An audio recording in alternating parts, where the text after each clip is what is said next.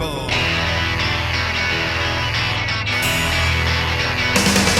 Today I'm going to go under the table to talk about the games we all own that we would never get rid of, even if we hardly or never play them anymore. The question I want to focus on is why. Why do we hold on to certain games? Because they're good, duh. Yeah, that's an easy answer, but I don't think it's the real answer. I think it has to do with how tabletop games make us feel. I started thinking about this after Yahtzee Crowshaw's recent semi-ramblomatic video on the 2023 Game Awards. In it, he criticizes and mocks the recent award categories for their vagueness. What is an adventure game anyway? And Mock suggests a different set of categories.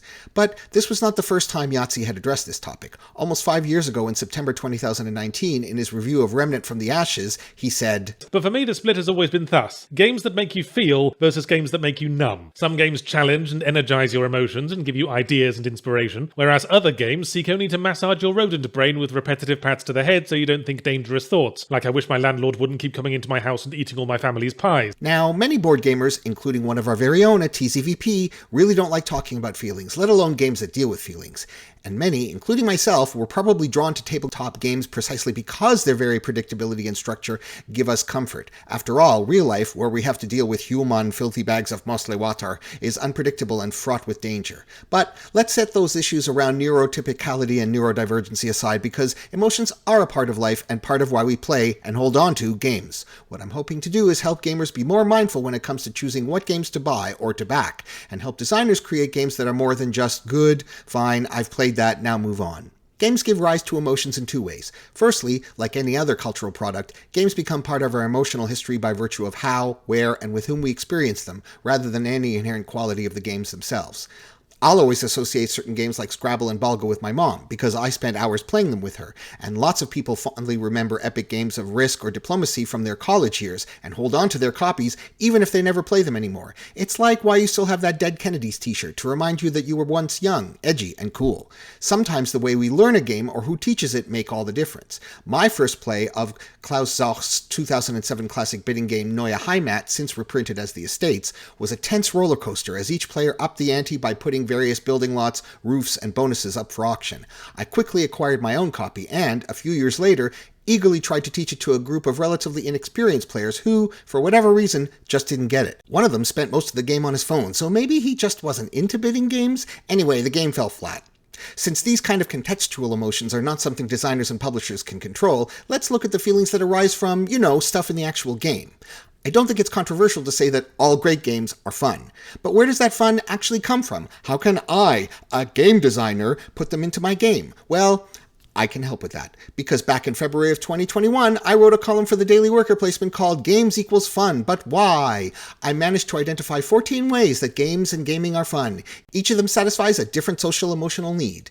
And although some poked fun at my analysis, no less an institution than Wizards of the Coast agrees. In March 2006, Mark Rosewater wrote a seminal article on the MTG website called Timmy, Johnny, and Spike, one of the most visited pages on the Magic website. This article identified 3 basic psychographic types of Magic players. Timmy, later joined by Tammy, who's motivated by making epic plays and socializing with his friends. Johnny, who loves the deck building aspect and treats it as an expression of his creativity. And Spike, who just wants to win. This model was later elaborated on by Matt Cavada by adding Vorthos, who loves the art and lore, and Melvin, who is really into the rules and design. Rosewater argues that Vorthos and Melvin are not strictly psychographic types, but I'll leave it to you to go down that rabbit hole. My point is that at least some designers and publishers have long understood that players have fun in different ways. But if fun, however you define it, was all that separated the games we hold on to forever from those we trade away, then I suggest most people would either never get rid of any games, or just the opposite, would sell them as soon as they stop being fun. And obviously, some gamers do fall into these archetypes, the hoarder and the cult of the newer. So let's dig a little deeper. Overall, most games, like other art forms, have an overall arc of tension followed by release. Solving puzzles has that arc too, and as we'll see, a large number of contemporary hobby games definitely draw on that puzzle-solving energy. But unlike Amabel Holland, I don't agree that puzzles are necessarily games, though games definitely can incorporate puzzly elements, i.e. pipeline, patchwork, the initiative. Puzzles are challenges thrown down by the puzzle maker. Solve this. They are supposed to be solved. An impossible puzzle is poor sportsmanship. Either the solver solves it or doesn't. There's definitely a sense of satisfaction at finishing a puzzle. That release is satisfying to some, as portrayed so sensually by the character of Wheatley easily in Portal 2, but not for others. For example, The Witness is one of my favorite video games ever. Designer Jonathan Blow starts with a basic puzzle idea and, like something out of Bach's Goldberg Variations, spins out version after version of ever-increasing and often surreal complexity, and embeds it all in a contemplative setting spiked with philosophical Easter eggs. It's just mwah! And yet Yahtzee was left cold by it all. There's no accounting for taste, and yes, I'm referencing a lot of video games here, and yes, obviously I'm a Yahtzee fanboy. Why else would I be 100% ripping off his style?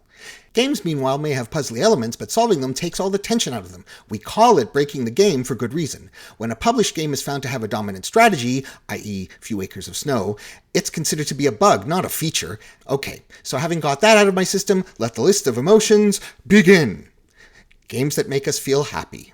Most tabletop games fall into that category. After all, fun makes us happy. The question is why they make us happy, which I'm going to circle back to later. But for now, let's look at intentionally comedic games. Of course, there's lots of types of humor, from high, i.e. sophisticated, to low, i.e. poop and fart jokes. But there's also a spectrum here from inclusive, laughing with, to exclusive, laughing at. Comedy can also arise from flavor text, like in Clank in Space, but there are also games whose very premise is comedic. Many of these are party games, or games that try to make us feel as if we are the funny, transgressive members of an in-group. But even games like Galaxy Trucker, where you rush to build spaceships out of spare parts only to see them wiped out by meteors, are funny in the you gotta laugh to stop from crying sort of way. Games that make us feel sad.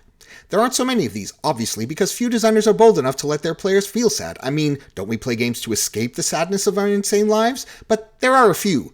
Holding On, I Guess This Is It, This War of Mine, Amabel Shackleton Game. In legacy/campaign games, or at least the well-written ones, the permadeath of a character or a beloved NPC can definitely be a too-hanky moment. Retiring one of your level 9 characters in Gloomhaven at the end of their character arc is a bittersweet moment reminiscent of Spiritfarer. Games that make us feel scared. Any game with chance or push your luck can make you feel momentarily scared that you might fail, as well as games with real-time mechanics like Escape, Space Alert, or Time of Empires that have you racing against the clock. But in terms of fear as an overall experience, actual scary tabletop games are not very common because creating that sort of atmosphere requires immersion, and tabletop games just aren't as immersion as video games, except of course for RPGs.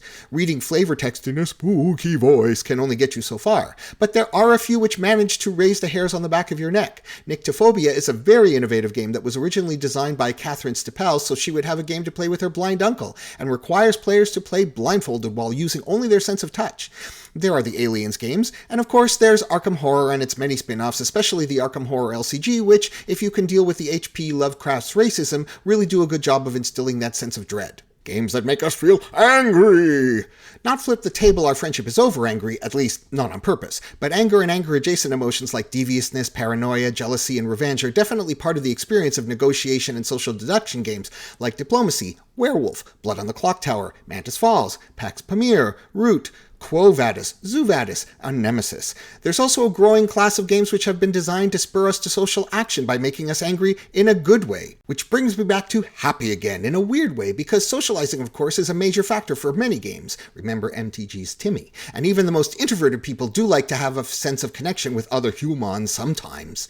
Games that make us feel truly connected are usually co-op games, Codenames Duet, Mysterium, Fog of Love, but also include team games like Bridge, Time's Up, The King is Dead. We also like to feel immersed and connected to our favorite IP, games that put us in Middle-earth, in the Avengers, or on the bridge of the USS Enterprise. We become a character in our own piece of fan fiction, but I've come to the conclusion that most of the time we feel happy playing board games because they make us feel good about ourselves. Yes, board games feed our egos. They make us feel powerful. We can be a high-level magic user blasting a lich with a fireball, a hands-on magnet turning the wheels of industry or commerce, or a disciplined Roman army sweeping all before it. This feeling is accentuated because in many games you start out weak and get stronger. In deck builders, your starting cards are notoriously lame and you nerf pull your way up, buying better cards from the market and chappeling out your weaker ones. In Agricola, you start in a wood house with only 2 family members and thus only 2 actions per turn, but use those actions wisely and you can gather resources to craft more efficient food generators, add family members to give you more actions, and learn occupations to make your actions more powerful and efficient. Games feed our egos in a bunch of different ways. They make us feel entrepreneurial, shrewd traders and bidders. That's powerful, but money-related. They make us feel intrepid and resourceful. We're the weak but resilient against the powerful, or one against the many. This can overlap with connectedness with co-op games like Pandemic, Black Orchestra, or Daybreak. They make us feel brave and adventurous, obviously traditional RPGs and RPG board games, or any game that involves exploring the unknown. There are games that make us feel brazen, the ones with push your luck and bluffing, poker obviously, but also Can't Stop, Skull, The Last Days of Pompeii.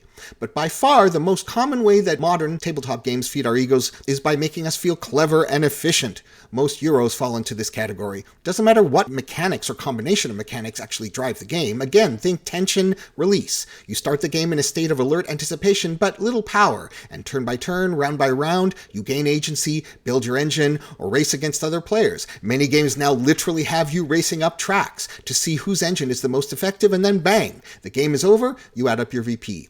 So in their own way, many Euros are like puzzles, which is why some players, once they feel they've solved a game, lose interest and move on to something else. That dopamine jolt of, yes, I am so clever, is lost. They need a new fix. It also explains the big emphasis today on replayability, by which we really mean variability, because designers and publishers have caught on to this fact, so they modularize their games far beyond what is actually needed, because that will make players feel like they will never completely solve the game and move on. That completes the list of ways games make us feel, but obviously a game can fit into more than one category. Role-playing games, especially those that range over many sessions, probably allow for the widest array and the most complex emotions, as players deepen their connection to their characters and a shared sense of history with other party members and major NPCs develops.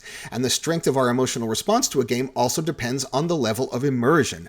Obviously, good graphics and components help, but it also depends on players' willingness to be immersed, and no amount of bling can overcome weak gameplay or constantly having to break immersion to go back and check the rules again. I'm looking at you, Myth. The intensity of emotion that board games evoke often depends on the level of player interaction and negotiation. Classic family games like Monopoly, Risk, Trouble, Sorry, and games that predate the rise of Euros like Diplomacy, OG Dune, Cosmic Encounter all definitely had what today we would call Take That. But even some OG Euros had a wider emotional palette than they do now. Catan, Bonanza, and Chinatown relied heavily on negotiation to work. El Grande, the mother of all area control games, had plenty of ways to screw your opponents. And Knizia's Tigris and Euphrates was and is a unique design that requires players to constantly balance offense and defense. Modern Euros, on the other hand, often get accused of being multiplayer solitaire, and rightfully so. Is that because the stereotypical Euro player is more comfortable in the abstract world of calculation rather than the messy world of interpersonal relations?